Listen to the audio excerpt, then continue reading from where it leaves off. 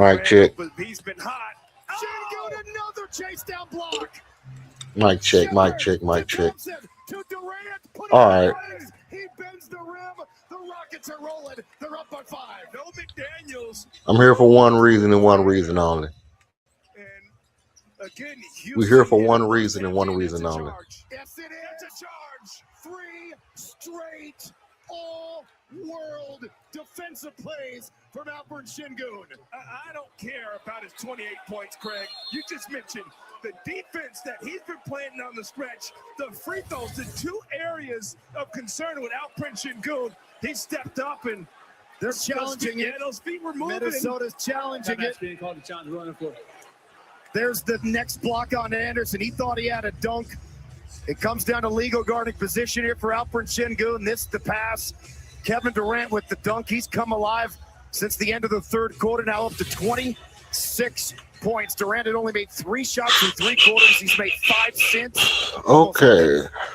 Catastrophic turnover, but Sengun saved the day. We will Let's see. not forget that. But it's an 18-2 overall run here for the Rockets. They're up by 5 at Minnesota, challenging this offensive foul on Naz Reid. So Reid current. All right. So, look, we know what time it is, man. We know what time it is. Y'all know why I'm here. Y'all know why I'm here. Saying that they weren't moving the other time, and he definitely slides at the end there. I've seen it called both ways, Craig. I really got off late. Didn't think I was going to be able to. I didn't even get off in time to do the pregame. But I'm going to pull up right here and say this right here about this. For one, I appreciate all the subscribers and the likes and the subscribes. It's been going crazy the past couple of weeks. I appreciate that. With that being said, this overtime is going crazy. The Rockets look like they have an opportunity to do something that we haven't seen them do. And if they do it, I'm gonna have some things to say about tonight's game. But as of right now, you know, we just watching. We're just watching and seeing how things turn out. Everything looking good and to the people of the world.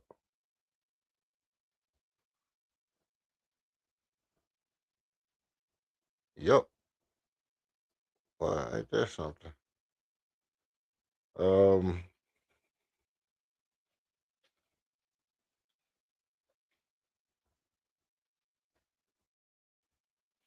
Everything looking good to the people of the world. Right?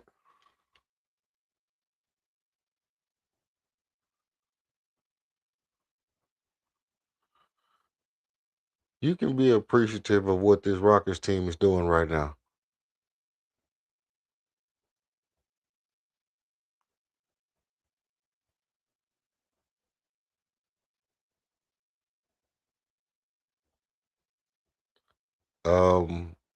It's definitely a little bit different for us right now as far as maintaining the lead.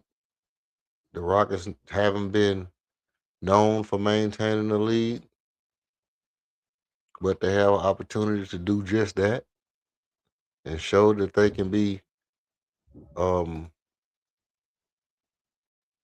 somewhat professional. 23 at the free throw line. And we also joke that walk that Craig had with the officials had nothing to do with these calls. But Alperen Sengun is different. We like to think we impact the game, but we don't. Hey. Durant one-on-one with Randall. Durant over Randall. Contested.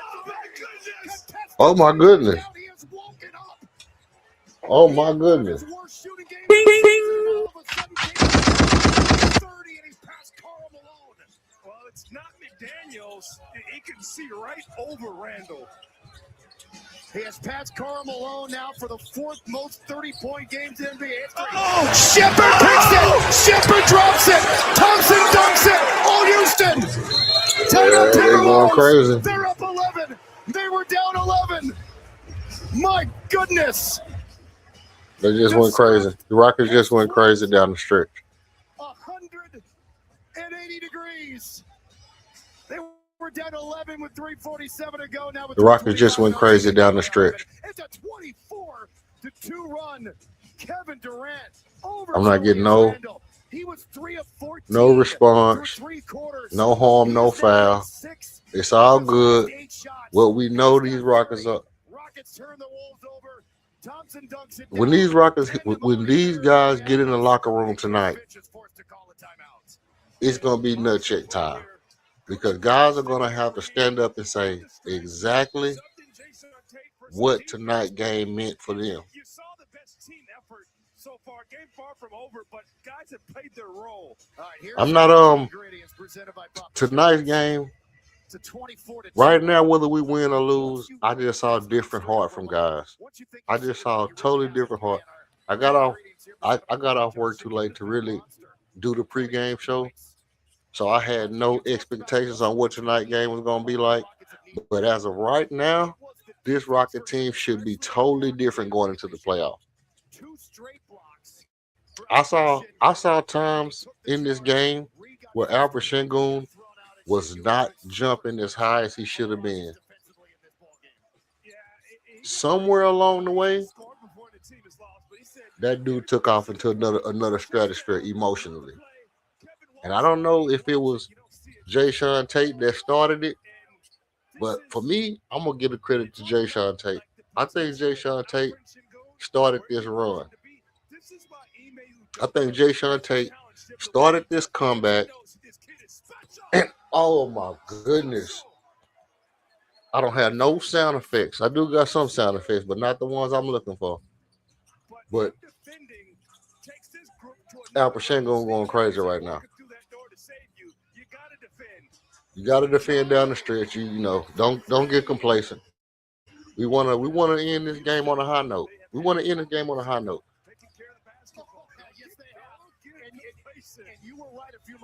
Don't get complacent. Alfred Şengün, Jabari Smith in the corner for three. He misses. The ball tapped out by Almond. Minnesota is on the fast break. Mike Conley picks Julius Randle. Slow-mo. Slow-mo. You cannot put your shoes, take your shoes off yet. Because slow-mo is a dog. And slow-mo will come at you for the rest of this game. He out there because he know how to win, and he don't got no game over with in him. And to be honest, this Minnesota team know that they can beat you. You have to beat them. They're not going to give you a game right now. Slow-mo at the free throw line. He makes one, miss one. Backcourt violation by 8-second violation by Alfred Şengün. Don't point to complain. That's just your emotions running high. Get back down there and play basketball. Get back and play basketball. You did all you can do. Don't mess it up by crying about something that you know you could have did better. DiVincenzo. Now, they crowd is back into it. They call a timeout before we can get back on the run. And this Minnesota team is starting to feel like, okay, we should not have lost the lead. We need to be able to channel that energy that we had and finish this game out. Don't let the heroics of Jae'Sean Tate and Alfred Şengün go to waste. Just like they, converted in the clutch time of the Kevin Durant passing Michael Jordan, they need to have that same kind of intensity and focus down the stretch of this game. Time out on the floor right now. And after this, we will see how this game concludes. With that being said,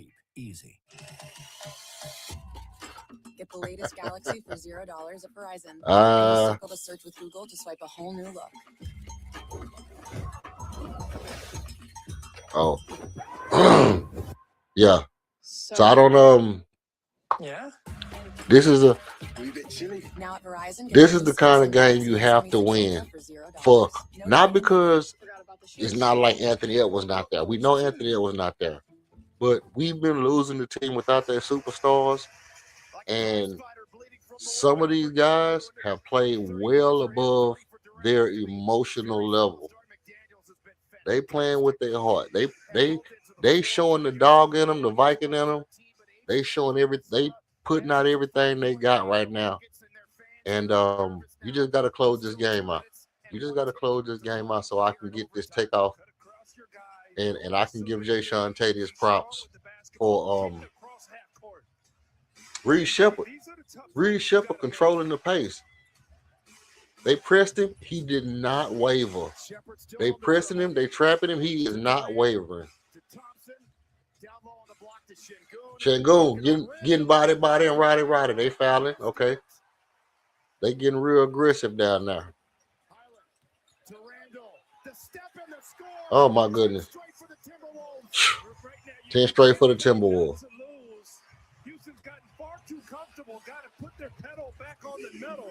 There you go. Don't stop. Don't stop. Almond Thompson brings the ball up court. Pitches it to Kevin Durant. Kevin Durant eyes the situation. Here comes the trap. He's waiting on the trap. Passes Almond in the middle of the court. Almond goes to the floater. He misses. Albert Shango looks to recover. Minnesota knocks it out.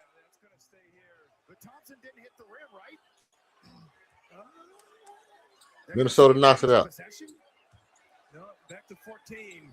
You got the direct to Durant. Throw it over the top. Slow mo grabbing and pulling on everything. Kevin Durant eyes the situation. Turnover by Kevin Durant.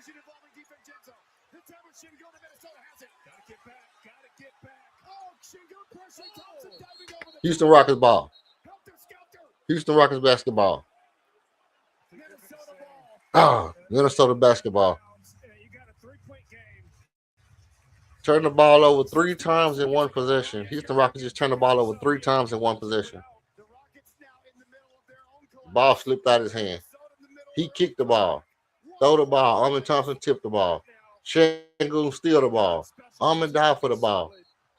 And DiVincenzo hit that ball out. 3 turnovers in one possession. And Jay Sean Tate is back in the game. We finna win the ball game. Stay disciplined. Finish with the big rebound here. 10 unanswered for the Timberwolves. 1 minute to go. Minnesota looks to score 3. 3 Vincenzo for 3. 3 Vincenzo for 3. Dante 3 Vincenzo looks to steal the game from Houston. 52 and counting. And it looks like this is going to be a heartbreak in Minnesota.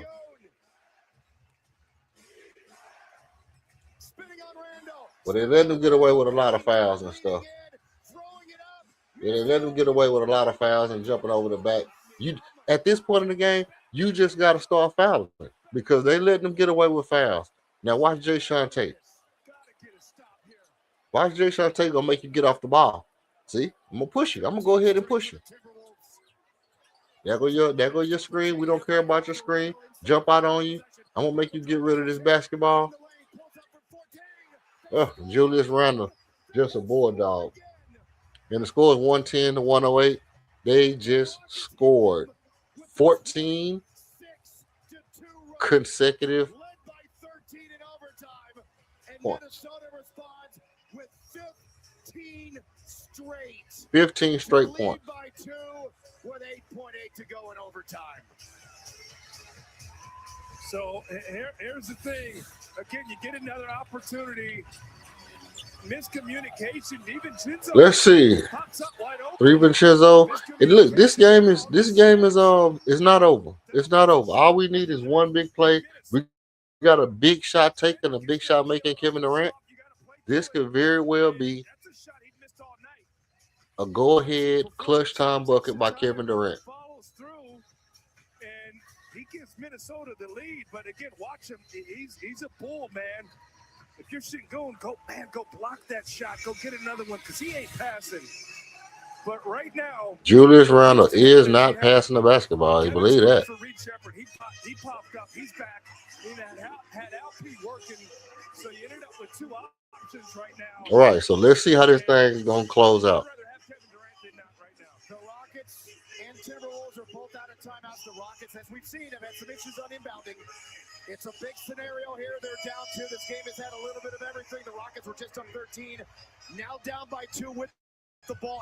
8.8 to play in overtime. And now keep in mind, you can go direct to I thank LP. everybody for the subscription. If he takes his time, he can shoot right Thank you for over Randall. subscribing. Thanks for the likes. Please hit the like and the subscribe as you come in. Comes into Durant, defended by Anderson. Durant slips by Anderson. Durant flipped it up short. No fouls. He was fouled. Yes, he was fouled. Yes, he was. Okay. Kevin Durant just got fouled. Okay, they finally call a foul. Absolutely was fouled. He came off that. The miss. They finally call a foul. Kevin Durant to go to the line. They almost blew his Achilles out. Let's see how many fouls. That's a foul. That's a foul. That's a foul. That's two fouls. I counted at least two fouls on that play. 3.3 to go in overtime. Third straight just.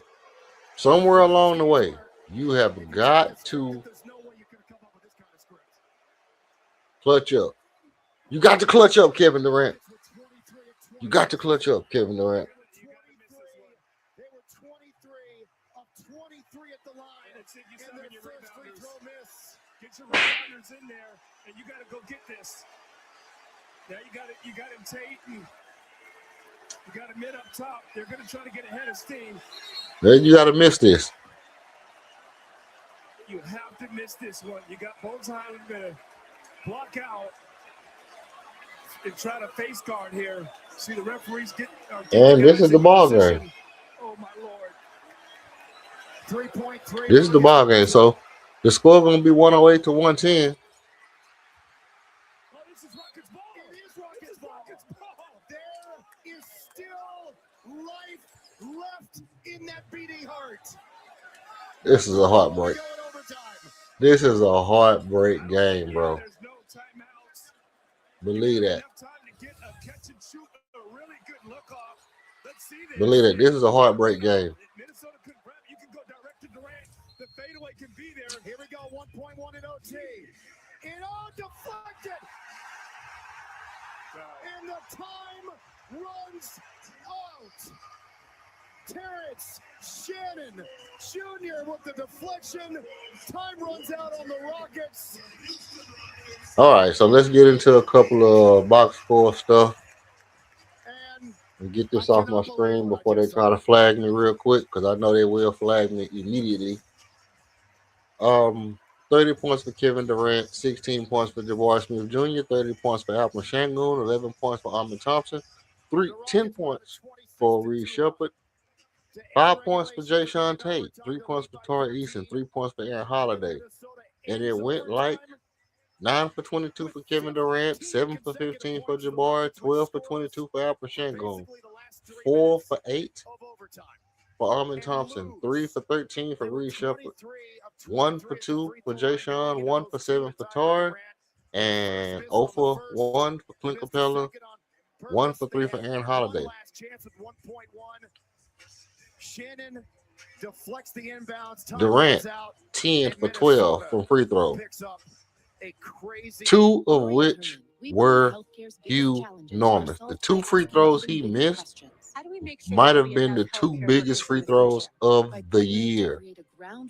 If he'd have hit those 2 free throws and went 100% from the free throw line, we go into double overtime and maybe pull out this win. But mind you, Kevin Durant had a good game.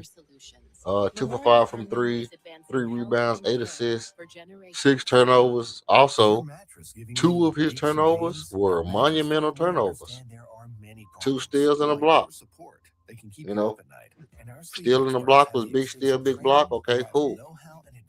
But 6 for 6 for Alperen Sengun. I mean, we shot immaculate from the free throw line tonight. Immaculate free throw shooting from the free throw line tonight. And it was crazy that the two biggest free throws that we missed tonight were the two that could have took us into double overtime. The two that we needed from our clutch player, we didn't make. But since I'm here, I will go ahead and tell you, give you, you know, some of the stuff that I was gonna hold until the next game. Again, I didn't get to do the pregame show, so it's some stuff I didn't say. And I guess now is as good as time as any. Okay. Thank you for the likes. Thank you for the subscribe. Please hit the like and subscribe as you come in. I appreciate it. With that being said, um, Jay Sean Tate was the key factor for tonight's game. Jay Sean Tate brought the fire. Defense, you know, not great, but what he did do, he did bring a certain level of energy and determination that you have to have from somebody on the court. Just all out, doggedness, die for every ball, not gonna back down. And I think the play that did it for me was the after the shot clock. I think Bones Holland tried to shoot a 3-pointer, and Jay Sean Tate jumped up and stuck his hand up through the net, up through the rim to make sure he didn't see the ball go through the net. And people will be like, "That's not even during the game. Why is that a big play?" Well, because he sacrificed his whole entire finger just to make sure that a guy didn't see the ball go through the net. And that's a huge thing. That's a huge thing for a guy who shoots the ball after the clock to see the ball go through the net. That could carry over, and that guy could get scorching hot. But Jay Shante is the kind of person that will sacrifice without thinking about it every single time he's on the floor. Every single time that he laces up his shoes, he's the kind of person that sacrifice without thinking. And that particular after the whistle blow play was something that stood out to me. The other thing that stood out to me tonight was, you know, mind you, it was bad quarters. It was bad quarters. But when we galvanized and we started to come together, we actually played a remarkably good game for 8, 9 minutes straight. You know, we just have to do that early and we have to do that continuously. Another thing that I noticed, Reed Shepard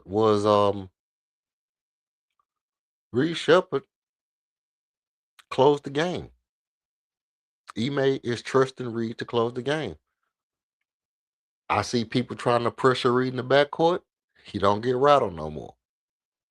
That's big because that's a step that we needed him to take when a guy runs up to him and you're able to use counteract his approach with your speed and continue push the ball down the court. So Reed being able to go through and not get rattled when somebody's trying to pressure him early, that's big. That's monumental to me.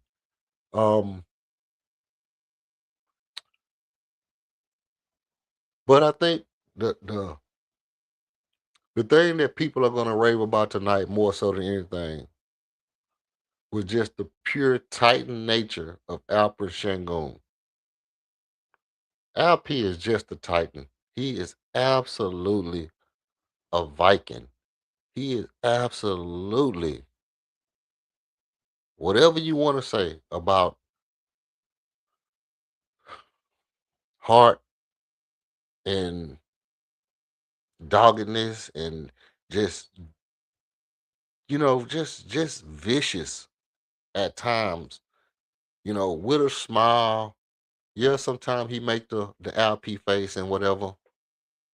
But I have you note, I have you note that what we saw from Al Shangoon is not what we hear from, you know, some of my good buddies, good friends or whatever you want to, that come through and voice their opinion about Al Shangon. We did not see one iota of softness from Al Shangon tonight. We did see bad shots. We did see a couple of bad turnovers. Um, well, no, we saw a bad turnover from Al Shangon tonight. But we also saw 4 blocks from Al Shangon. Now, will he have a night like this all the time? No, he won't. But the thing about Al Shangon is when he's challenged, he always steps up. He never shrinks from a challenge. You know, he went at Rudy Gobert often. He went at Rudy Gobert all night long. Every time that we needed to gain our composure and look at the game from a different perspective, Alpert Shango would just get the ball and I'm just going right in Rudy's chest. Let me go in his chest and see if I can get a foul on him. And he did that over and over and over and over and over again tonight. So much that he almost, you know, almost won the game.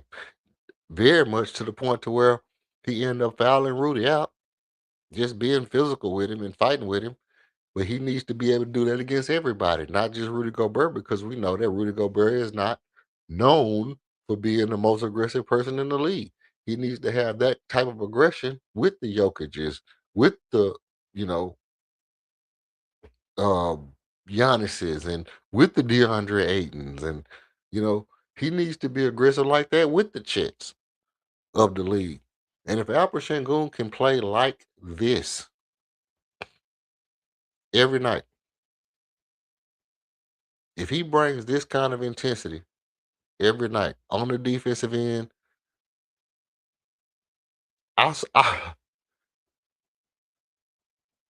he's obviously tired. He's not jumping to his full max capacity, but but I saw Albert Shangoon jump and almost touch the top of the square on the backboard. I've never seen Albert Shangoon jump that high before, ever, ever. Matter of fact, if we would have won this game tonight, this game would have been holistically due to Albert Shangoon and Jay Sean Tate. You could have given this game directly to Albert Shangoon and Jay Sean Tate. If they could split the game ball in half, saw it in half like an orange, and give half of the game ball to Jay Sean, half of the game ball to LP, this would have been the perfect game to reward those guys for what they brought to the team tonight. Um, I was I was a little bit disappointed in, not disappointed, just a little bit let down that Amin was 4 of 8. I mean, 50% ain't bad, but he wasn't really aggressive. He wasn't really aggressive tonight, but he did have 10 assists and 9 rebounds, which for your shooting guard, not bad, but for your shooting guard, 8 shots says a lot. Um, 2 blocks, big blocks, and 6 offensive rebounds. I mean, we had guys out there doing every possible thing they could to win this game, and we were still getting smacked around early. It didn't look good. It didn't look good at all early, and it was amazing that they was able to overcome that as a team. Hold on, I got some pinging going. Okay. Oh my god. Oh my days. Oh, let's see what this is all about. Um, hold on. Let me say what I'm gonna say, and then we're gonna. I'm gonna. Here we go. Here we go. Um, it was amazing that they was able to come together as a team and fight, overcome the odds, step over the obstacles, galvanize each other, stick behind Reed when he was shooting bad, big up each other, and to mesh and fight to try to pull this off. Don't honestly, when I saw Scott Foster, I was like, probably gonna lose this game. I mean, tip off, I look over, I see Scott Foster, I'm like, okay, probably gonna lose this game.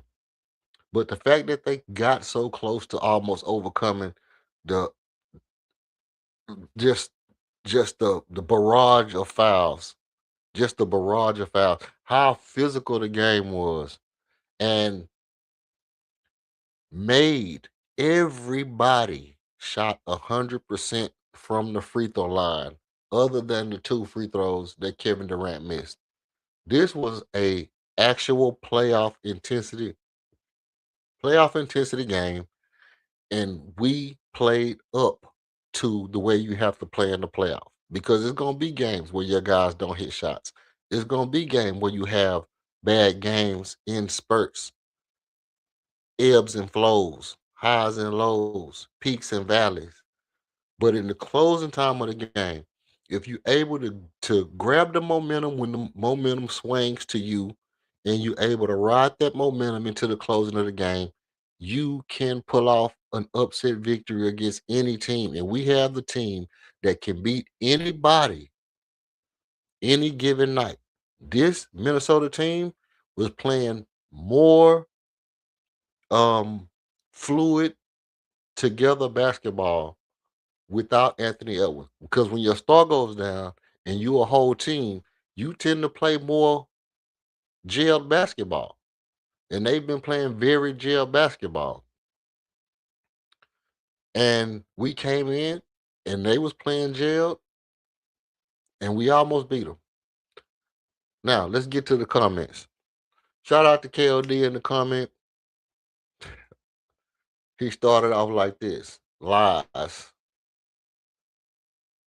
He was soft the entire first half. He turned up late in the fourth and part of overtime. Um, he he I don't think he was soft. I can't go with you on that. I don't think he was soft. I think it was some fouls going on, and he wasn't playing super great, but he was playing decent because Rudy Gobert was in foul trouble going into the third quarter. Going into the third quarter, Rudy Gobert was already in foul trouble. He already had 4 fouls. He shrunk versus Randall in overtime with the game on the line, flailing and flopping around, throwing up weak ass hook shots, and missing badly. Um, Yeah, they was fouling in overtime. They was fouling in overtime, and everybody on our team looked bad down the stretch. I mean, everybody on our team looked bad in that last what was it, like 4 minutes of overtime? The whole last 4 minutes of overtime, we looked horrible. We looked horrible in that last 4 minutes of overtime. It was not one person that looked good in the last 4 minutes of overtime other than Amin Thompson. And I needless to say that I'm still looking at like why they never gave Armin the opportunity to try to score down the stretch when we couldn't score. Why you don't give Armin the opportunity to, hey, go run past your man real fast. They don't have nobody that can keep up with you. Why don't you go blow past somebody and go get to the rack? We was going to KD every time because it was working when we made our run, and it just didn't work down the stretch. Um, No, no, this was LP Viking a display of heart and warrior like mentality. Playing through all kind of contact. You know, I can't really shit on him. I can't really poop on him on this one. But I do. I mean, nobody was good in the first half. Everybody was missing shots. Everybody was missing shots. Everybody was he was missing. Let me see. Was he missing shots in the first half? Was LP missing shots in the first half? Let's see. Albert Shangoon, 12 of 22. So, you know, whatever he was doing, him and KD did the same thing. Him and KD did the same thing. And Albert Shangoon had 4 blocks in the second half. Now, what I will say is he had 3 rebounds in the he had 3 rebounds going into the fourth quarter. So if you say he was soft because he didn't have rebounds, then I have to agree with you because I was looking at it and saying, he not getting to no rebounds. He not getting to no but that block, look at that block is crazy. That block is crazy. Why he shaking his face like that? Why he shaking his face? He's shaking his face like he really was doing something. But but I tell you, I like what they I really, man, I really wish they could have pulled this game off. How I wish they could have pulled this game off so badly just to show them what their potential actually is if they play with that kind of intensity. This was a game that we needed, not because we needed the win. I mean, yeah, we needed the win, but the way they fought back, we needed to fight back and have that kind of energy from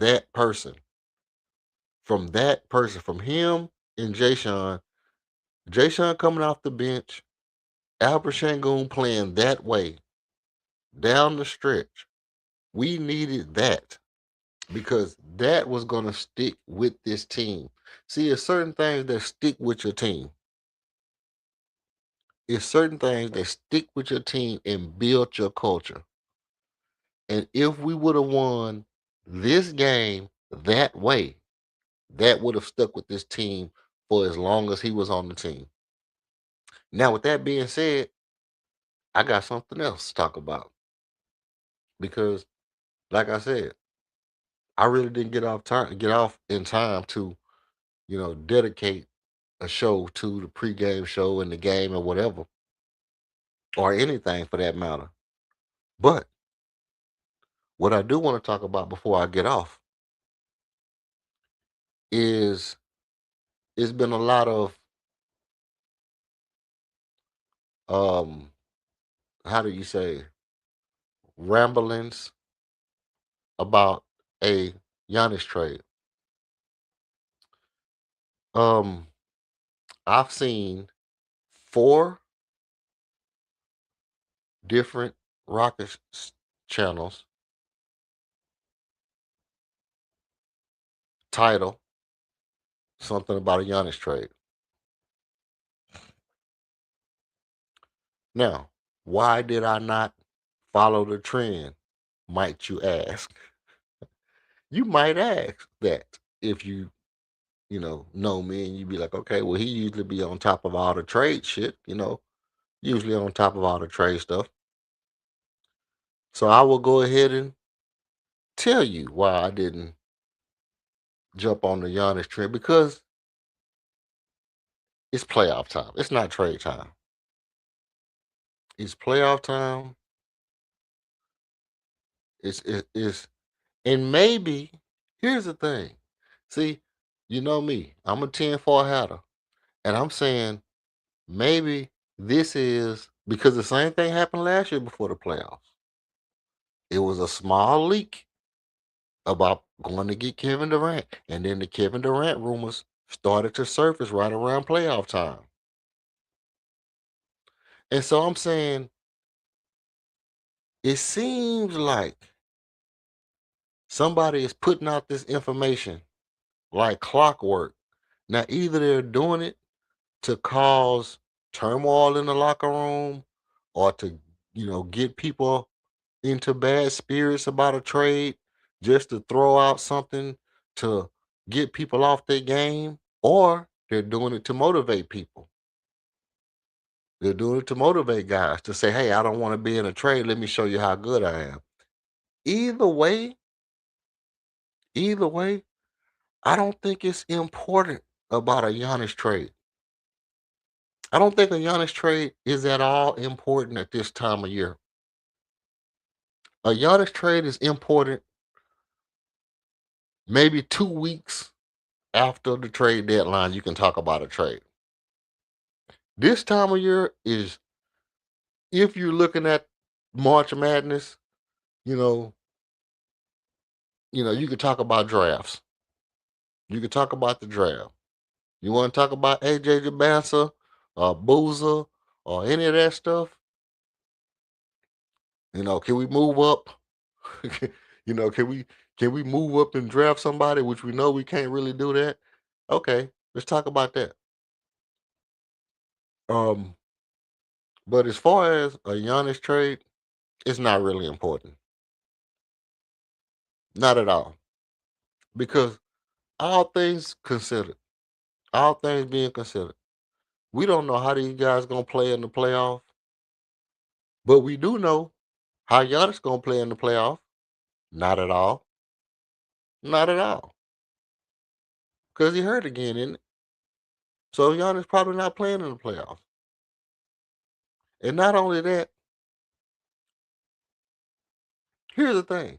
When you draft a big name player, you draft him with the idea of, hey, I mean, when you trade for a big name player, you trade him with the idea of he can get us a championship. So yeah, Giannis can get us a championship if he come to this team with any way that we don't have to get rid of a lot of players. Giannis can bring us a championship. Cool, that's cool. But here's my question. Here's my question for Rockets fans. Are you willing to trade a championship, which is really one game, and in essence, um, you know, let's say 16 games, 18. Let's say you got 82 plus 16. That's 8, 9, 98 games. Let's say 100 games. Let's say we won 50. You get to the playoff, you win another 16. So that's 66 games. Are you willing to trade for 16 more wins? So that's what you would have to have. You would have to have 16 more wins than what we have now. For in 2, 3 years, we go right back to 25, 30 wins. The math don't add up. The math does not add up. It's simple math. If you get 16 wins now, in a year or two, you're going to be right back to 35 win seasons. So the 16 wins right now is not going to average out what we will be able to do if we keep this team and keep winning 50, 60 games. You'll get more wins. But the magnitude of the win, because it's winning a title, and we know if you a grown man, you know how we feel about titles. Like, okay, titles is cool and all that, but do you really need a title if you have success every day? If you have 60 wins a season and you don't win a title for 8 years, is that better than winning a title next year and then being right back at 50 wins second round and then 35 wins the year after that? And then being in purgatory for the next 4 or 5 years. It just don't make sense, bro. Because when you get a superstar caliber player, you're getting him with the idea he can bring you a title, and if it doesn't work out, he still has trade value. Guess what? We got a superstar on our team that trade value is diminishing. Do we need another superstar on our team with diminishing trade value? With diminishing trade value. That means we're stuck with two guys who have value that we can't do anything with. We can't parlay this value into nothing worth what we'll sacrifice. Now, am I totally against y'all? I'm not totally against getting Giannis. I don't want to. I don't want to go that far and be like, no, f no, I'm a hard pass and all this and that stuff. I'm not going that far and just declining, any phone calls. First of all, I'm not putting myself in GM situation about a Giannis trade, basically because, like I said, it's playoff time, and I don't really give a two shits about a Giannis trade in playoff time. What I care about right now is how can these guys mesh, gel, come together, get inspired, play hard, muster up the heart of a champion, you know, go spend a weekend with Vernon Maxwell and Mario Elliott. What do these guys have to do so that we can have an enjoyable playoff? Because for me personally, I'm going to enjoy the playoff this year. I enjoyed the playoff last year, and I'm going to enjoy the playoff this year. See, I wasn't one of the people that was saying every game, "Oh, this the worst thing. Oh, this the worst thing ever. Oh, this the worst thing ever." You'll never hear me do that. You'll never hear me do that because I'm watching and I'm saying, "Hey, one or two things can change everything. One or two things can change everything." Ime moves Jalen Green earlier off the ball a little bit. Instead of having him using him as a decoy, as he was saying, maybe Jalen Green get off earlier last year. Maybe you run Jalen Green off screen. It's a lot of things that can happen, and it's a lot of things that can happen between now and the season. Tonight could have been one of them. The win with Kevin Durant passing Michael Jordan, Armin Thompson getting that tip in, um, would have been a big thing. I mean, it was a big thing. Tonight would have been a monumental win if they could have just found a way to pull it out. Because I think that would have solidified this team back to back clutch victories that show them that hustle, that dog mentality, that fight for each other. That's what Houston Rocket basketball is about. That's what Houston Rockets basketball is about. It's about fighting for your teammate. It's about, hey, I see this one guy that's going all out. I'm going to go all out with him. And everybody following in line. Hey, I see one guy having a bad game. Let's pick it up for him. You know, the famous Mad Max story. We was losing. So I go out there in the second half. I go crazy, score 30 points in a half. I go tell Dream, hey, shit, I got us back in it. You got to carry us the rest of the way, big fella. They go on to win, right? Somebody willing to go down fighting and somebody willing to fight for that person that's willing to go down fighting. That's what Houston basketball has always been about. And tonight could have set that stage with back-to-back clutch wins. That's kind of where I'm at with mine. Um,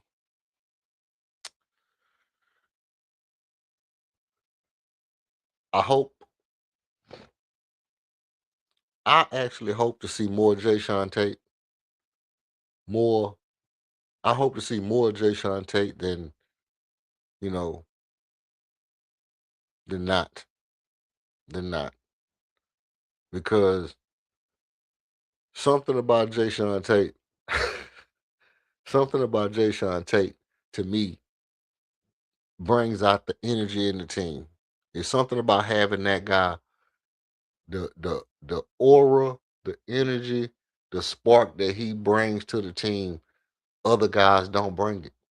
Josh Okogie plays excellent defense. Dorian Finney-Smith plays good defense. But they don't have that Jayshawn Tate energy when they play. And I mean, let's be honest, they just not an automatic bucket around the paint like Jayshawn Tate is. You know, neither one of those guys.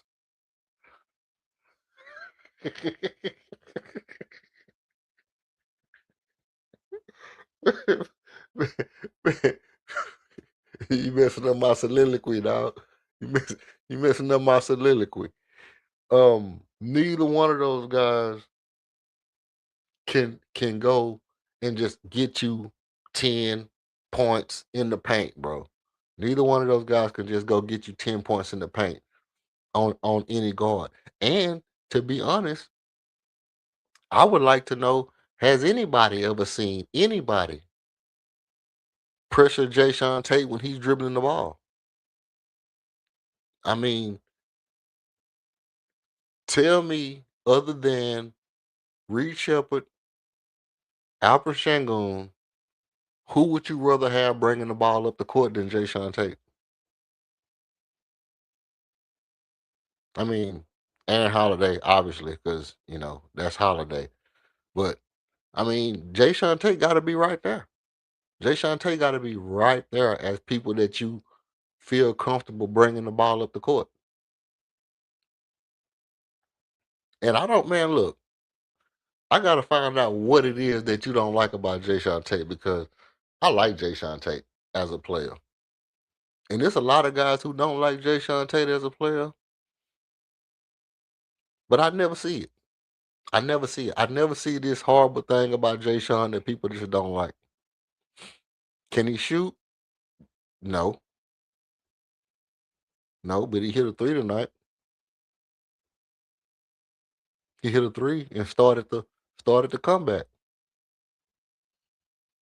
Can he shoot better than Armin? Yes. Can he shoot better than Tori? It's looking like it. Right now, it's looking like he can shoot better than Tori too. But I don't know, man. It's rough on me. It's rough on me to because I've watched Jayshawn Tate in different situations, and the one thing I can tell you is when he gets on the court, he changes the energy of the team. It's like the guys feel that he's gonna go out on a limb. He's gonna go out swinging. He's gonna go down swinging. You're not gonna get Jayshawn Tate in a situation to where he's not playing his hardest or diving for loose balls or running into people or getting rebounds. And prime example, ball came off the rim, back of the rim. Jabbar's under the goal. LP, and I want to say Armin was right by the rim. Jayshawn Tate skied over everybody, down there knocked Jabbar down, got the rebound, took off up the court, kicked the ball out, boom, transition. Why is that important? Because I think sometimes people forget. I think sometimes people forget. When I'm going after this rebound, I'm trying to get the rebound over everybody, even my teammates. I'm not getting the rebound. I'm gonna go grab this thing. Oh, we off to the races. And just to see him go grab the rebound with aggression, knock Jabari down, boom, take off up the court. That's the kind of energy you need from a player. He sells out unconsciously. He sells out for everything he does. And I don't mean sell out like Uncle Tom Cabin. I mean he sells out for everything he does. He sells out without thinking about it. No, no thought process goes into it. It's just I'm just selling out for it. It's my job. Now I'm not saying he's airhead or nothing like that, but that's just my take. Now, with that being said, Um, let's see. Did I touch on everything? Reed Shepard pushing the ball up the court, big deal for me. Just to recap, I I I love the speed at which he's getting the ball up the court now, especially when people are trying to pressure him. Oh, Alpin Shangoon, boneheaded play. I give you one. 8 second violation in the clutch. 8 second violation in the clutch. You got to get the ball up the court. Do a little fancy move, crossover, get the ball up the court, go. Go. All that fancy footwork in at the half court line, that was that was the play that you should be up Chuck Kamaloofing about right now.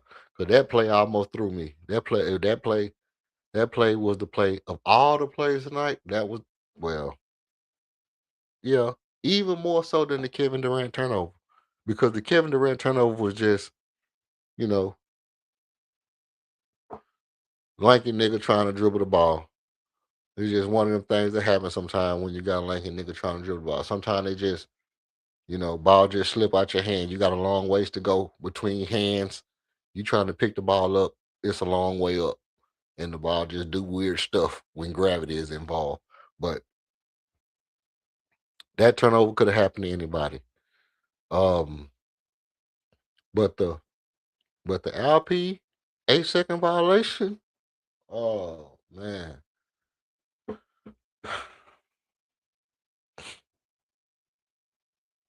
And the KD missed free throw. The KD missed free throw.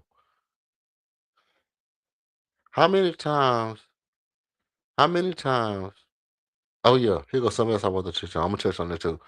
How many times have we seen the greatest scorer in the world miss clutch free throws? How many times have we seen the greatest scorer in the world of all time history miss clutch free throws? Everybody was 100%. Everybody. Nobody missed a free throw tonight. 2 free throws to take us to double overtime. Give us an opportunity to correct the mistakes that we made for the past 4 minutes of this overtime where we let these guys get up. Nope, didn't foul no damn body. You you let them run up 14 straight points and didn't foul not a soul. The whole team didn't foul not a soul. They fouling you. They fouling you. They busting lips, busting elbows to the back, grabbing Kevin Durant jersey. Slow mo come in doing his thing. And I said, when I saw slow mo, I was like, oh shit. Cause slow mo got hot. Slow mo got hot, and he don't got no die. He don't got no lay down in him. He don't slow mo one of them players like I'm coming off the bench. I don't know whether we winning or losing. I'm just gonna go in here and do what I do. That's how slow mo play. Slow mo play like, oh yeah, what time is it? I ain't even gonna look at the shot clock. I'm just gonna look at my look at my watch, go in here and play the way I play, and go back to wherever they tell me to go back to. I ain't even worried about the clock. But Kevin Durant had an opportunity to correct all the flaws that we made in that last 4 minutes, and it was a plethora of flaws made in that last 4 minutes, and he kind of flamed out. You know, it don't take away what I said about him after the Bulls game. I mean, after the not the Bulls game. It don't feel like what I said about him after the he scored the points past Jordan game, the Bulls game. That's a different story, but it don't take away that. It don't take away his greatness. It don't take away, you know, the stuff that he did in the league. But it does exemplify why when people say greatest all time, people like Kevin Durant don't come up in the greatest of all time list. And that leads me to my next point, my next topic. I wanted to touch on. They were saying on one of the TV networks, why doesn't Kevin Durant get more acknowledgement in the greatest of all time conversation? And they come up with all this stuff, and I'm like, I think y'all missing the point. I think y'all missing the point. Every person that can be considered an all-time GOAT, a GOAT conversation person, has a moment, has moments where they've done something that other people just can't do, right? Every other body. When you talk about this person is the greatest of all time, you have to be able to tell me something about this person that nobody else fits into that category but them. When you talk about Michael Jordan, nobody can fly through the air holding the ball with one hand, tongue out, feet back, look like they in the air longer than everybody else. You jump, they still jumping. You come down, and then they come out of the gliding pose into a perfectly formed jump shot and hit a jump shot. Nobody can do that. Only Michael Jordan can do that.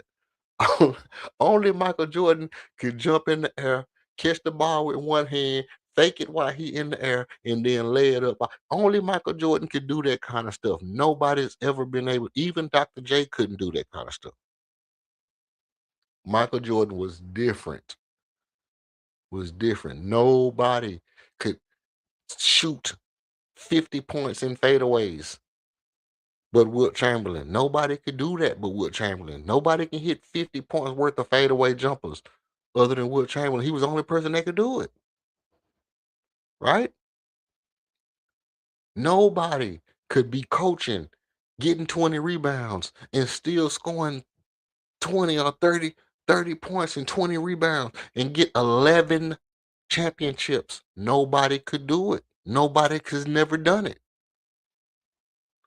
Nobody came in as a rookie playing shooting guard, moved to the first of all, playing point guard in college and in high school, played shooting guard starting off the year, moved to the point guard immediately from practice, and then played center in the finals and got 40, 15, and 13, 5 spots removed from your natural position. Nobody has ever done it. 40 points as a rookie in the finals to win the chip. Nobody's never done it. What is it about Kevin Durant that is that moment? He doesn't have that thing that he's had those moments like the people that we consider the GOATs to have. It's that simple. That's why he's not considered a GOAT level player because he don't have those moments. You can point to KD in 2 or 3 moments in his life. Big shot over LeBron, toe on the line against Milwaukee. That's it. That's it. Stepped out of bounds against stepped out of bounds, ran out of bounds and saved the ball. But other than that, now you got the corner three to pass Michael Jordan. He don't have the big moments that nobody else can do but him. That's why he's not. Even with Tracy McGrady, even if you want to say Tracy McGrady is a GOAT, then you can say, man, Tracy McGrady scored 13 points in 35 seconds. That's something nobody's ever done. So you have certain things that you look for as criteria to say this is GOAT level shit. And Kevin Durant just doesn't have it. Am I knocking him? No, he's still a very good player. He's just not GOAT level. And I named 5 guys who have to be in the GOAT level. So Kevin Durant cannot even really realistically be considered the fifth best because he can't pass those five guys. Now, with that being said, can you pair Kevin Durant with somebody else on this Rockets team to make a championship contender? Yes. Yes. But if you give up Alper Shangun, you better get a post player. Let me repeat. If you give up Alfred,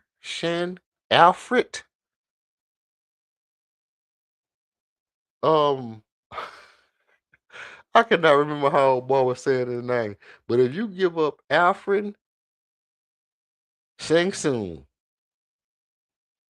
you better get a post player because I guarantee you one thing.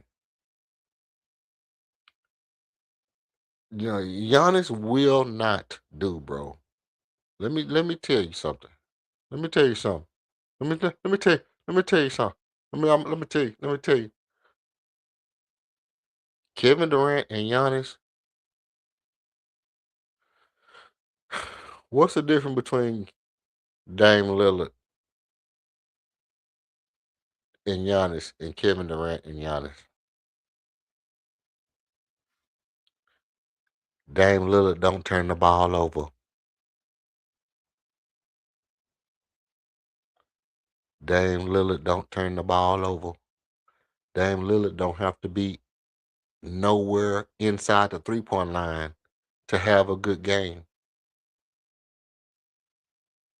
So what you doing with Kevin Durant is you saying, hey Giannis, come zooming up in here and going to the goal and dunking on people, but I'm gonna be standing right here too. So when they have to wall off against Giannis, all they gotta do is turn their body from where Kevin Durant at and wall. Guess what? Here's the thing. If we got if we was to get Giannis and we still had Reed Shepard and Kevin Durant and we still had Armin, I would feel like we're gonna win a championship. I'm not gonna lie. I would feel like we're gonna win a championship. I would feel like, damn, this team is pretty powerful.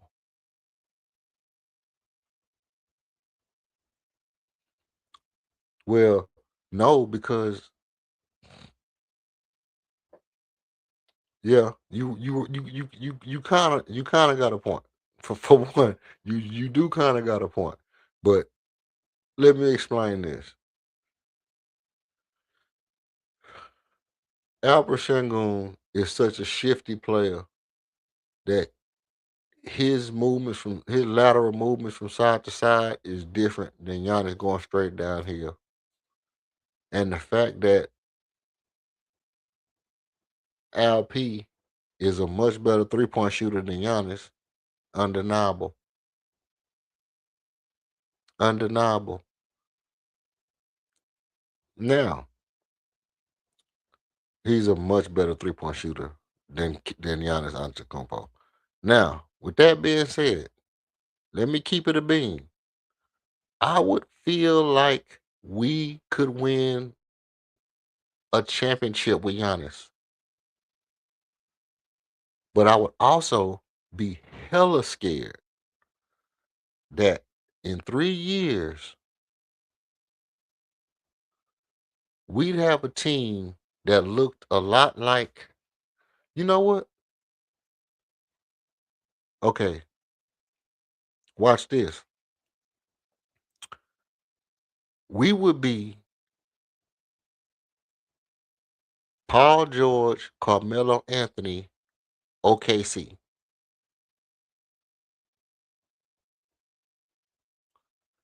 right? But we would have our Shea on the team not scoring 21, 22 points. Because Shea, when Paul George and Carmelo was in OKC, Shea was a clipper. When they moved Paul George, they brought Shea to OKC. But Shea was scoring 21, 22 when he came to OKC, 21, 23. And then he kept going up from there. In his first year, he was a Clipper, he was scoring 10 points. When he came to OKC, I think he went up to 19, and then he went to 23 by his third year.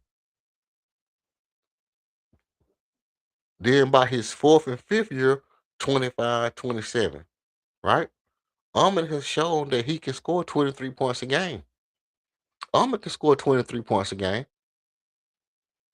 But if we got Giannis and KD, if we got Carmelo and Paul George on the team already, it's just not gonna work. It's just not gonna work. So the best thing we can do is get them and hope that somebody still want them when they gone. Get them and hope that somebody, you know, still would be like the Clippers and be like, hey, we'll give you a good up and coming player for KD and Giannis, and then we can continue to build around Armin and Reed Shepard. That's just because like I told you, King,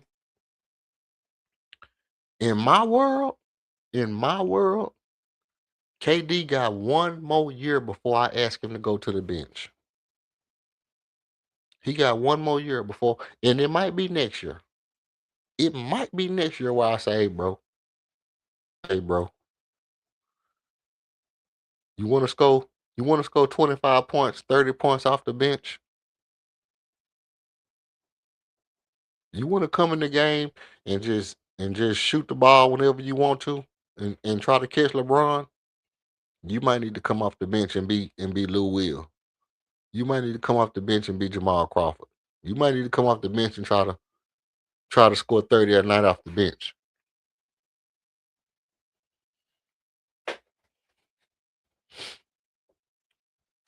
But that would be for me, that would be next, maybe not next year, because I want to give KD as Batman one more year to try to get a championship. And here's the thing. Here's the thing. If I'm moving a player, and let's be honest. Let's be honest. Do you think KD and Giannis gonna be able to beat Wemby next year? That's 1 year. But the year after that, nah, bro. Nah, bro. You gotta rebuild. You gotta retool. You gotta retool. And and you know what? Look, that's a lot of money, bro. That's a lot of money. That's a lot of money. That means that shit. Child, please. Um, what's old boy name play for Chicago, man? Uh, because Chicago got a million guards over there. Chicago got a million guards, bro. Let me look over here. Let me look at all these guards Chicago got. Dilly, Rob Dilly, Rob Dillingham. That boy was 0 for 4 tonight from three. And he was cooking the shit out of us. 12 points on 5 or 10 shooting, 2 rebounds, or assist and a steal. Look, do they have Jay Nivey? I thought Jay Nivey got traded to. I thought Jay Nivey got traded to Chicago too.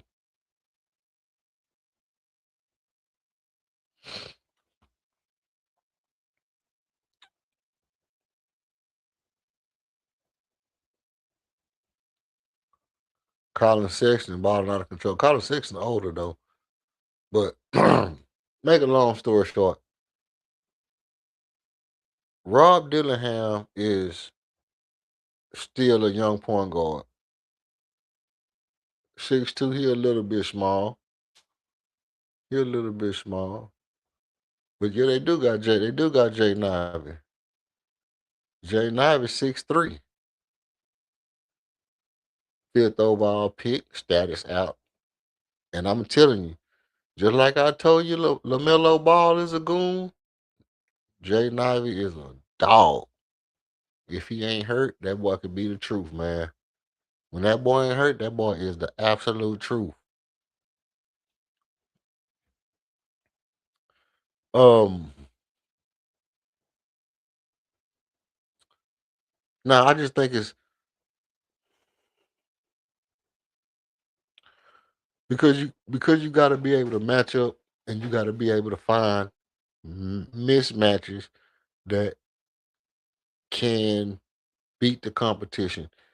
This ain't a time to you know let's try to get the best players in the world and stick them all on one team and let's just go for one championship. But it does speak to looking at it and saying, "Hey, look, I want to win for this guy. I want to win for that guy." Because I'm sure that at a point, Ime is saying, "Damn, I need to try to win because I like Raphael Stone." And Stone is saying, "Damn, I need to try to get the best defensive players I can get so I can help Ime out." You know, but Giannis got to get back on the juice or whatever he was on. He got to get back on the juice because I don't need another hurt player. I'm surprised. I'm surprised that the guys we have played as many games as they have.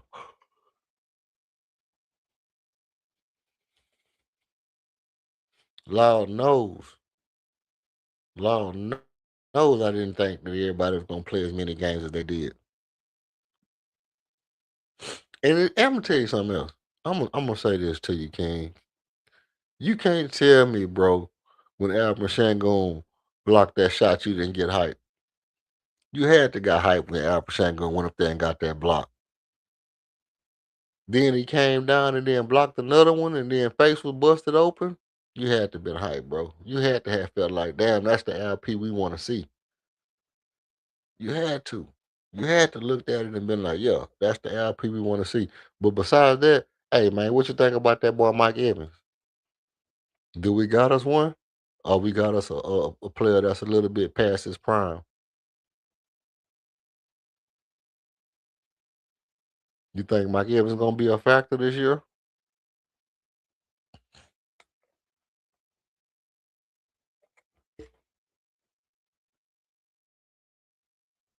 That's what I'm waiting to see. I'm waiting to see if this boy Mike Evans and Brock Purdy link up.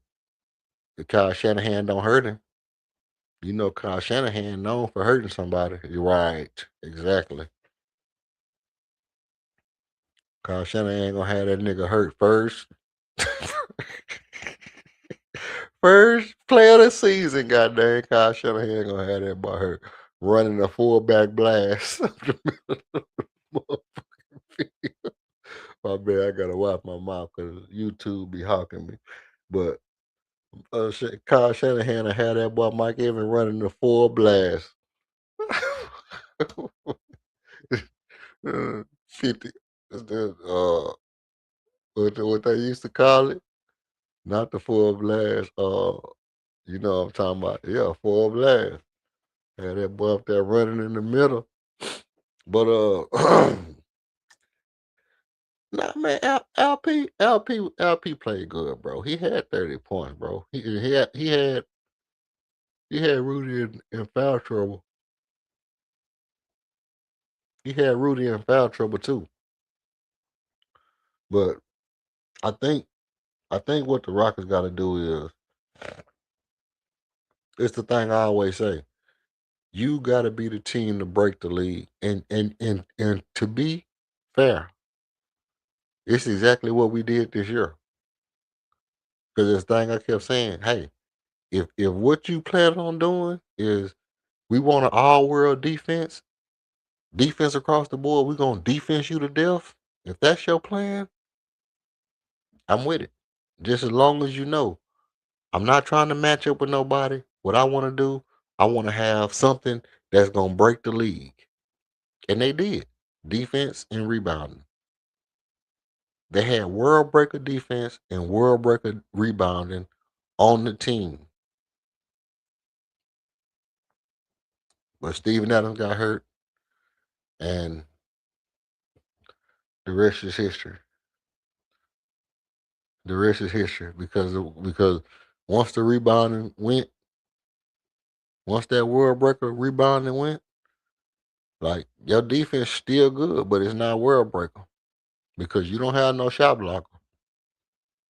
If Alperson gonna get you 4 blocks and we happy about it, that's not gonna get you far. We need a legit jump up and throw that shit out there every time. We need you know, if you want to be that kind of defensive team, you need a DeAndre Jordan. You need a Andre Drummond. You need a what's old boy a hot Whiteside. Your boy Whiteside, Hassan Whiteside. You need something like that. You need something that's just a guaranteed shot block if you in here with me. Let me ask you this. Let me ask you this. Would you rather get Giannis or would you rather get Bam Adebayo? Who is a better player to you, Giannis or Bam? Did we talk about this other night? I don't know. I don't know if we even discussed it. But I'm like,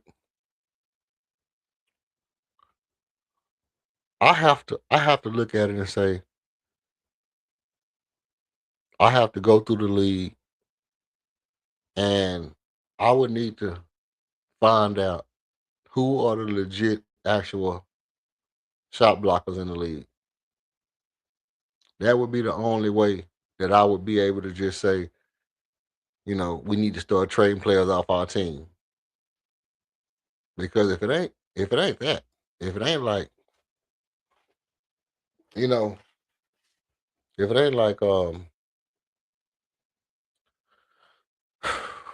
analytics tells us that if we get this guy, we can it can make our defense 100 times better or whatever the case, not 100 times better, but you know what I'm saying. You know,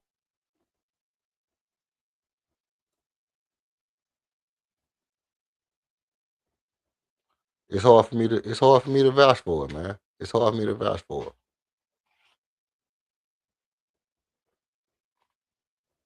This craziness. Um, sheesh, get out of here, bro. Oneka Conwu, he gonna be a force. Luke Cornett, come on, bro. Nas Reed, Jabbar Smith Jr. Alperen Sengun is 25th in blocks, and Jabbar Smith is 31st in blocks. Where is Reed Shepard in blocks? Probably Clint Capella is 49th in blocks. Paul Reed, Kate Cunningham, Oshar Thompson, all in the blocks. Isaiah Stewart is leading a team in blocks. Jalen Duren is not even, he 45th in blocks. So they whole damn team is in the top 50 in blocks. And guess what? Nikola Yoke, Kevin Durant is up there in blocks too. Jabari Smith. Matter of fact, okay, it's LP, then Jabari, then Kevin Durant. DeAndre Ayton is a little bit worse than Jabari Smith Jr. Mark Williams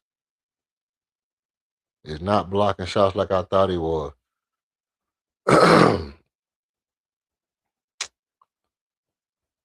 Donovan Clingan. But then again, like I said,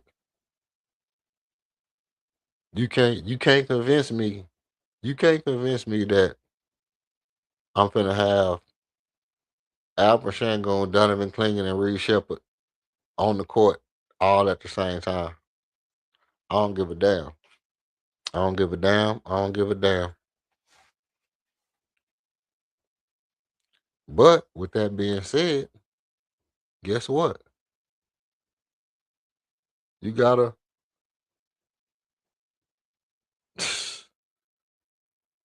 you gotta do something. You gotta do something strategically hard to overcome. Donovan Clingan, 12 rebounds, 1.7 blocks. Come on, man. Come on, man. That's game changing. That's game changing. Are they finna get off Donovan Clingan? You might can get Donovan Clingan for some, but then again, it's other players that's gonna be just as good.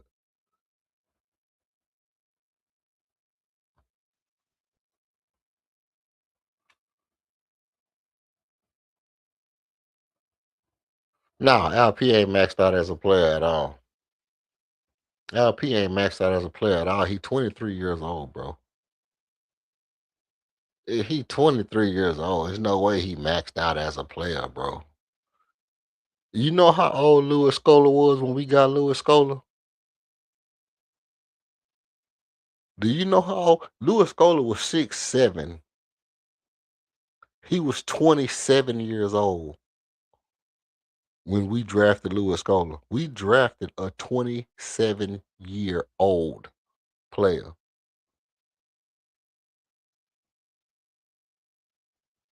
And you trying to tell me that Albert Shangoon at 23 can't be that good when he get 3, 4 more years? Come on, bro. Luis Scola could never jump like Albert Shangoon. Was never no shot blocker like LP. Never. And I tell you something else. Could never dribble no ball like LP. He could pass now. And Scola could pass that thing. Scola passed that rock. I ain't gonna lie about that though. But Scola was 27 when we drafted him. Scola was Scola was uh Scola was 27 when we drafted him. Let's see. Uh Let me see.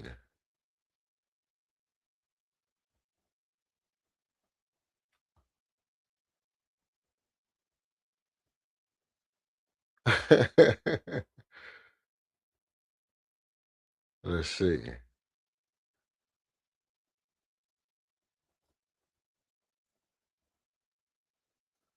Nah, man.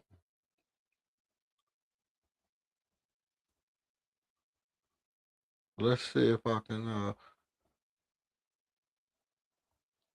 No, Al Pachinko Al Pachinko is a decent shot blocker, man.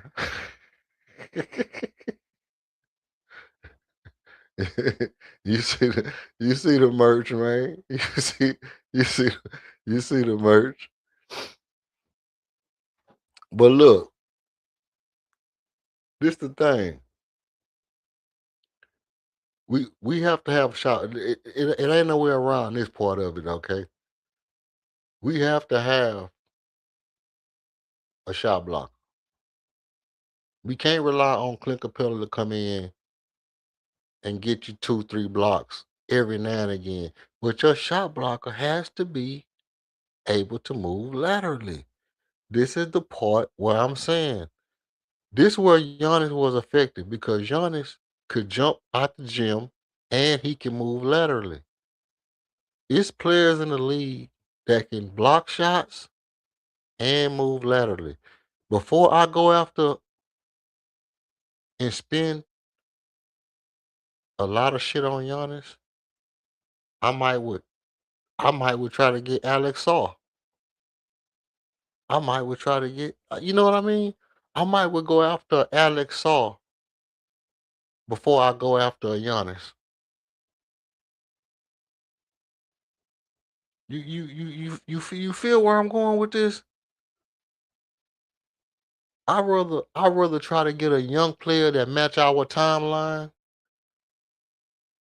that still can do some of the stuff that Giannis can do,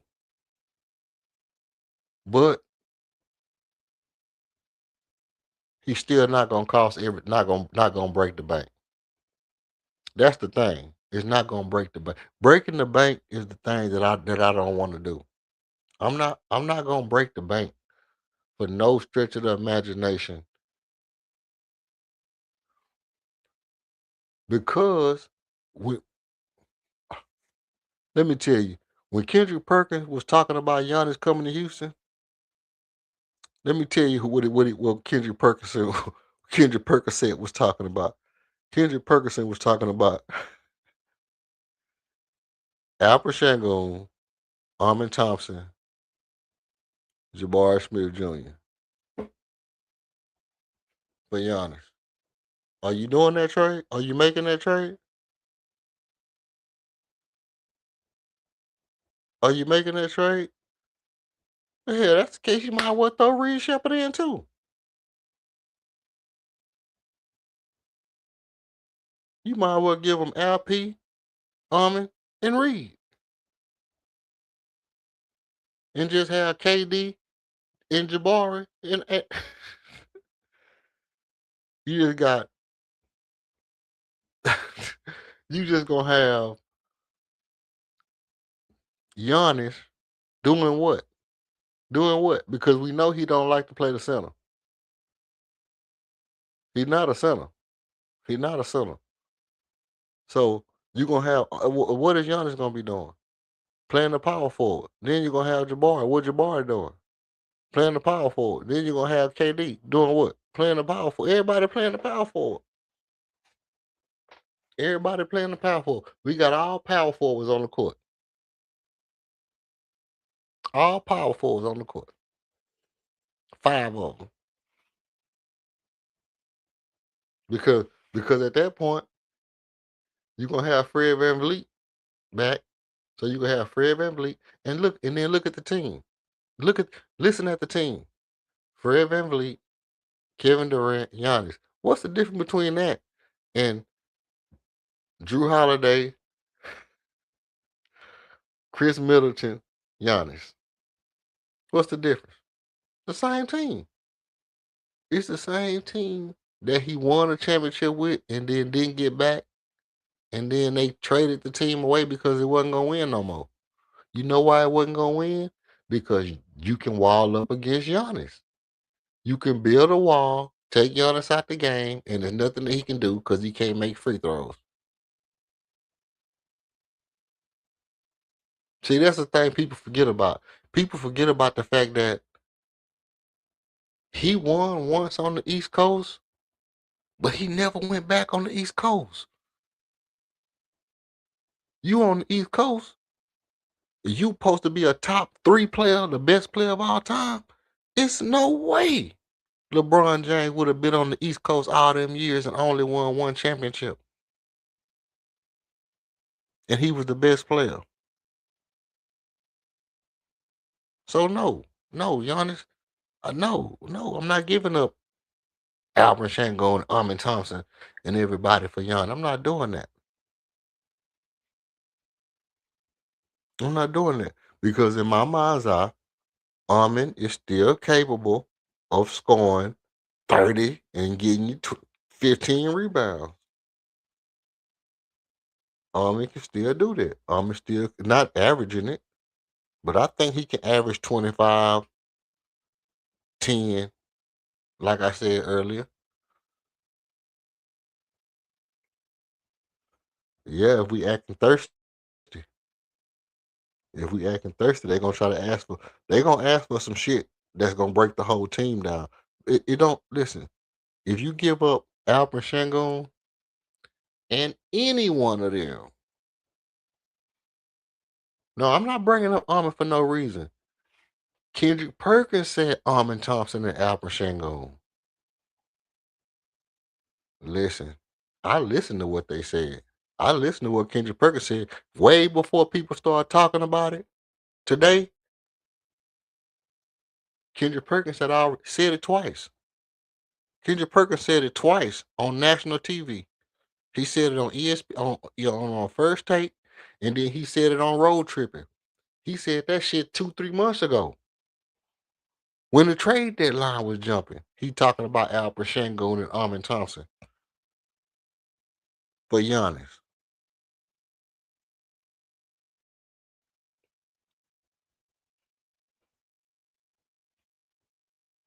Now you talking about a person that's well, no, you right. He don't know no info, but he. That's right. He a talking head. He Houston influence because he from there, and he got a big ass platform, and he putting that shit out in the ether, talking about. I don't know why the Rockets didn't pull no trigger. They got young talent. They could have gave up Alper Şengün, Amin Thompson, and pair Giannis with KD. And I'm like, damn, what's the difference between Giannis and KD and then Giannis and Dame Dash? I mean, Damon Lillard. What's the difference? Hell, Dame scored 71. KD ain't never scored 70.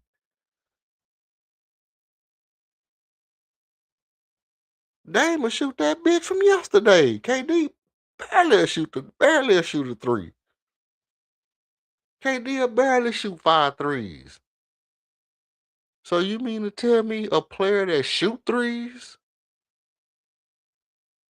don't blend better with Giannis than a player who barely shoot threes? All I'm saying is, if we get thirsty looking like we want Giannis, they gonna try to tax us, and then that I mean, yeah, it would, yeah, it would. If you gave them Jabari and LP made 35, Jabari made 20. That's 55, bro. That's Giannis right there. You throw in Tari Eason on Jay Sean Tate, throw in a Jay Sean Tate and 2, 3 first round picks. Yeah, the money match up. But what you think I'm gonna make? So if that's what I said, Jabari, LP, and Ahmed, the money will match up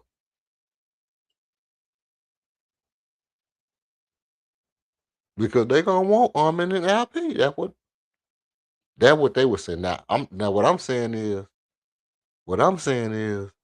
they ought to know by now that we're not giving up Ahmed Thompson. They ought to know that. But then they also ought to know that. Oh, and by the way, Kevin Durant said on the podcast that if he ever got traded to a team like Milwaukee or Charlotte, he was gonna retire. Army would be too much if they didn't make the money match because they might ask us to take a contract. It ain't look. If they want Army, they gonna ask for Army.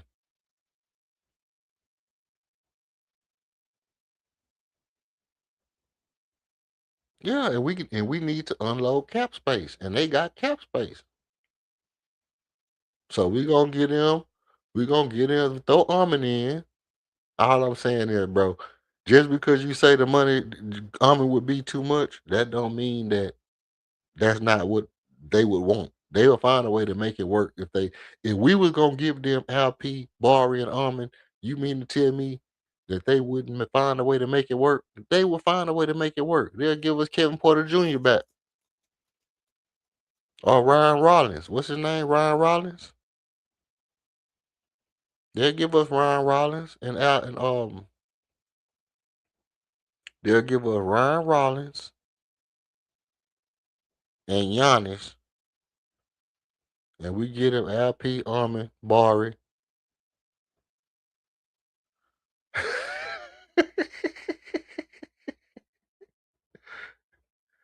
No, it don't. It don't. Now listen, if he requests Houston, they don't give a damn what he requests, bro. They don't care what that man requests. They already said they gonna trade him if he don't sign the extension. They gonna trade him. That's what they said. They said, look, if you don't sign this extension, we're gonna trade you. And guess what that means? That means, oh yeah, we got beef, you got beef, you trying to flex on us? If you don't sign this extension, we'll ship your ass to Charlotte for con nipple, nigga. We gonna ship your ass to Charlotte for con nipple. We'll send your ass to Philadelphia and get VJ Edgecombe. We don't gotta send you nowhere. We don't gotta send you nowhere you want to go.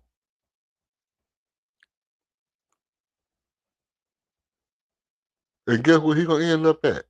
Guess where he gonna end up at? Utah. You know where he gonna end up at? Utah. Guess why? Because Utah got picks.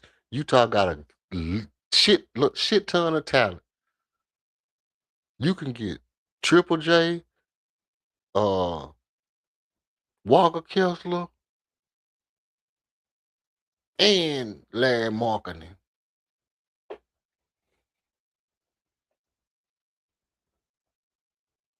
And then he'll be over there with Ace Bailey, uh, shit.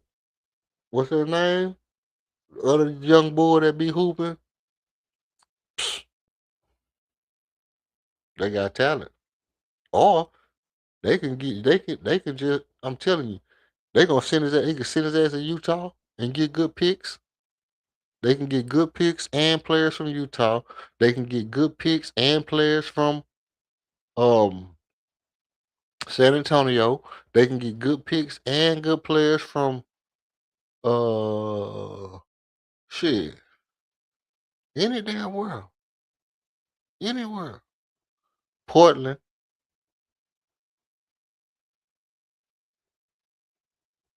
They can mess around there and send his ass to Brooklyn. They can send his ass to Phoenix. They can send him wherever the hell they want to send him.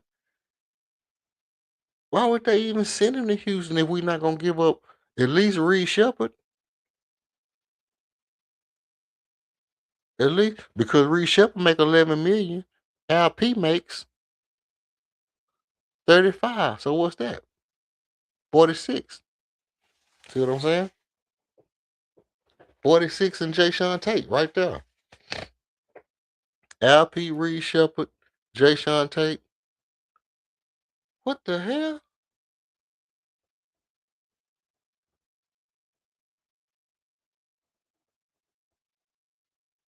Oh my day. Whatever. no ant no antenna on TV. Everyone was betting on the Rockets. Man, that was a rough game, bro. That was a rough game. No, there is no. The Jay Sean Tate make what? 8 million. Reed make 11. LP make 34. That's enough right there. That's enough right there. But I know that there's not enough players, so would have to give up Atari. We would have to give up Atari or somebody like that. No, that Rockets game was crazy. I didn't bet on it when I saw Scott Foster. I was like, I'm not betting. I thought about it, but when I saw Scott Foster, I was like, nah, I'm good. I'm good. Scott Foster not gonna not gonna do it for me, bro. But no, that game was absolutely wild. That game was absolutely wild. Did you have money on the game? I guess that ain't my business. But if you had, KD tried to sell. What you mean? KD tried to sell. KD sold. KD threw the ball away, missed the free throws. He sold.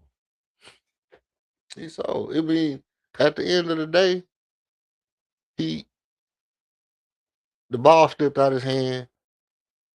That was just a fluke play. That was just a fluke play. There's no way you could blame somebody for just a miscue like that. But the two free throws from a clutch guy, it's hard for me to it's hard. Pause. It's hard for me to stomach from that guy. that guy that we brought here to be that guy missed those free throws in that moment. That was tough for me. But yeah, that was a wild game. It was definitely a wild game. Is no is really no coming back from a game like that. But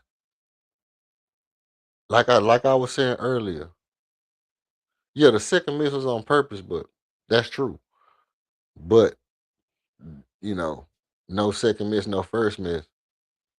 You know what I mean? You wouldn't have to miss on purpose if, and even the second miss wasn't a real miss. It wasn't like, the other guys who be missing right off the front of the rim and the ball bounce, skip directly up in the air and come right back to their hand. It wasn't a perfect miss for a guy who been playing 20 years, the best scorer of all time, you know, perfect form. He didn't skip that bitch off the rim and make it go to where the defense couldn't get it. It wasn't like, you know, it wasn't like he missed it so perfectly that the defense couldn't get to the ball. So it's just one of them things to me. It's just one of them things like KD, you know, we need you to do that. I mean, I don't bitch moan and groan about too much. But see the turnover, here the thing.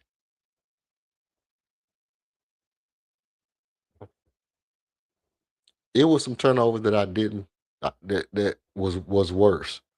The one where he made that one bad pass, the ball slipped out his hand. I think he was getting ready to pass it, and then he saw something. He tried to pull it back, and the ball just got loose. He tried to pull his punch last minute, and then the ball just took off on him. But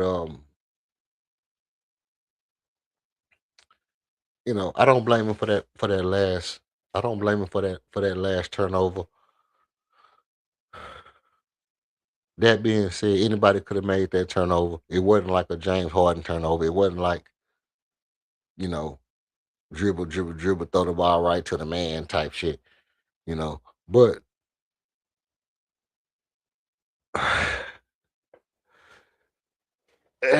well, nah, because LP, you gotta reward the hot man, and at that point, LP was the one that was bringing the intensity. He bringing the intensity, and that give and go play had worked on back to back to back plays. That little dive, that little screen and dive, you know, play was working. LP was getting all them dunks down the stretch. So you got to go back to it because LP was just putting two on their toupee. He was putting two on their toupee every time they did it. So you got to go back to it.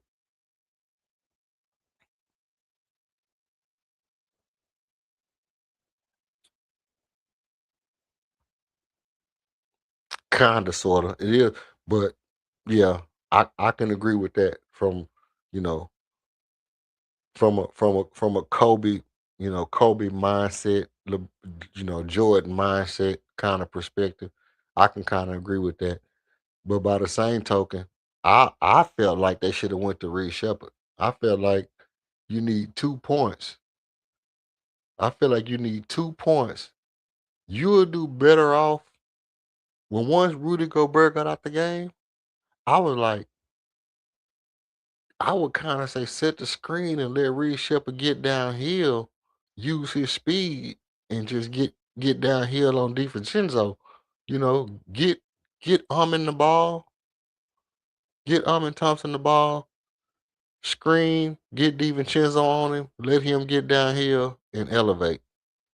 Because Armin has been shooting exceptional from the free throw line for the past 3 months. It seems like he barely missing free throws.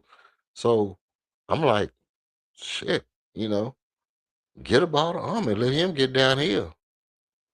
Yeah, it was okay. Now we talking because you know, in so many words, if you listen to what I'm saying, I don't really blame it on LP. I don't blame it on KD. I don't blame it on Armin. I don't really blame it on Reed Shepard. Don't blame it on Jay Sean Tate. Don't blame it on Tari Eason. Hell, who else was that? Clint Capella, can't blame it on him. You see where I'm going with this?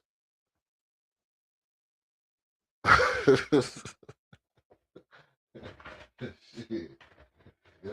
It ain't but a few more people that I could blame it on. If I was gonna blame it on somebody, if I'm gonna blame it on somebody, well, okay. If I'm gonna blame it on somebody, it ain't but a few more people I can blame it on. So at some point, it's gonna be. I got to look at the coach and be like, "Damn, coach, you didn't." Yeah, there you go. There you go.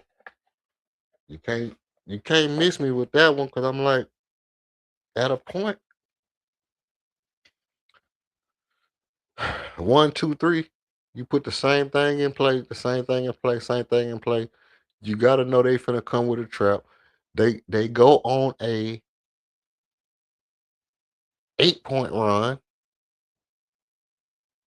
They go on an 8 point run. They down by uh at that point they were down by 3, right? Or down by 5. And then you come to the huddle and you like, hey, go back out there and do the same shit that they just came 8 points on. They score 8. Nah, bro. Nah, bro.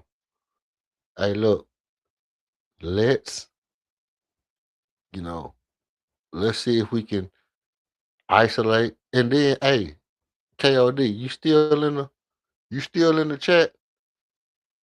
Put in the chat what I told you about this West Coast game. I said if we don't see KD do it, I think he might be holding punches for the playoff. Did I tell you that he wasn't gonna do it he wasn't gonna do it against Minnesota? Didn't I tell you that?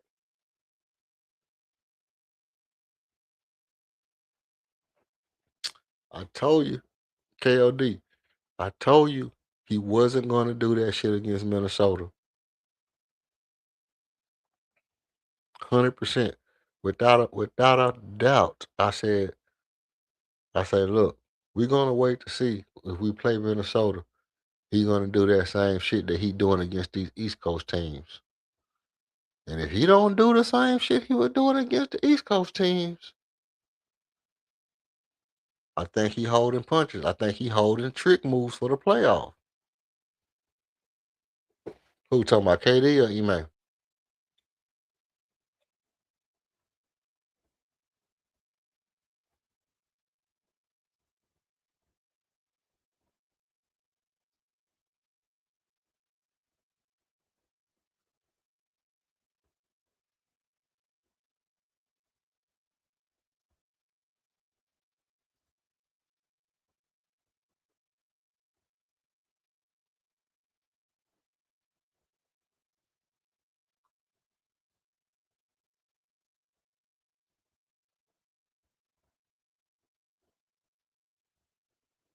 Hmm.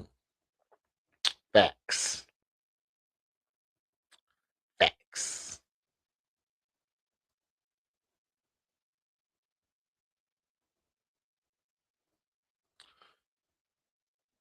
Hmm.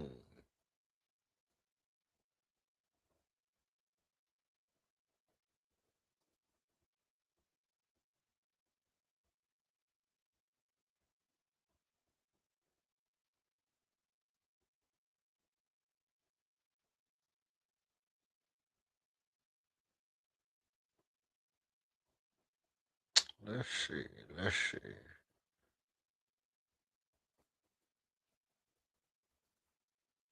Hmm.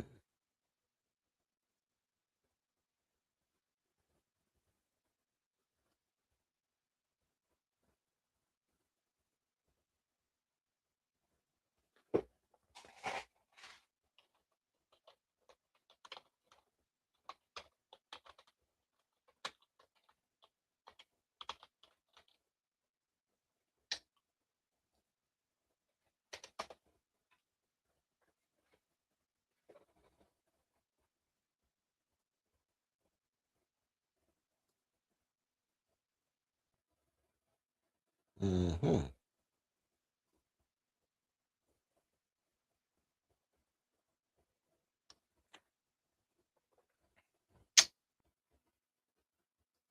But all things considered, though, let's see.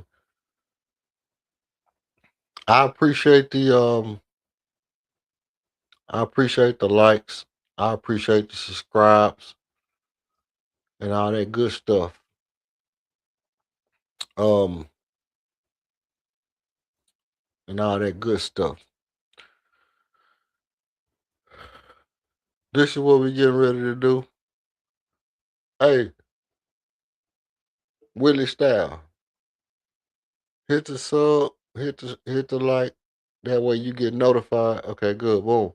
Um, and that way you get notified when I run my pregame shows, my postgame shows. And you can always come up if you want to come up and say something. You want to come up and give your take before I get out of here? I'll drop the link for you if you want to come up here and give your take before I get ready to get out of here.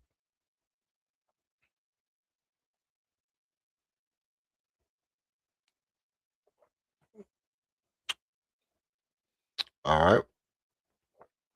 Um, let's see. Oh, no, that's not it. Okay, okay. Cool. Hey, W chat, man. Hey, every show needs a spark, man. And for us, you are it. Absolutely. Yes, sir. Yes, sir. Hey, look, we're gonna keep it cooking. I'm finna get ready to turn in for the night. Like I said, I ain't get out too late. I didn't have a chance to do my pregame show today. I wasn't gonna come on. They fooled me. They made me think they were finna win the game. But then I thought about it. I say, well, damn, Scott Foster's still out there. So as long as Scott Foster out there, we probably ain't gonna win. But I went on ahead and jumped in anyway because I have stuff I want to get off my chest. Captain Caveman style. Hey, look, check this out. I'm gonna go ahead and get out of here, man. You better know what you heard. This is Houston Rockets Red Alert, Unchained, Untapped, Unfiltered, and hell, what? Unsympathetic. Um, y'all know who it is, man. Appreciate everybody coming through. Everybody came through in the chat. 1, 2, 3, 4, 5, 6, 7, 8, 9, 10. How many of y'all came through? All the likes, subscribers that came in today. Today was a good day. I appreciate everybody for coming in. Go Rockets. Uh, put in the comments, if y'all think, the Rockets should do a trade for Giannis, or is it somebody else that y'all feel like would be a better fit for this team? You know, we got Fred VanVleet. Is it a better shot blocker? Is it a better point guard? Young talent, old talent. Tell me what y'all think. Meet me back here. Same bad time, same bad channel. We'll get into it. We'll talk basketball. Appreciate y'all for coming, man. I'm out.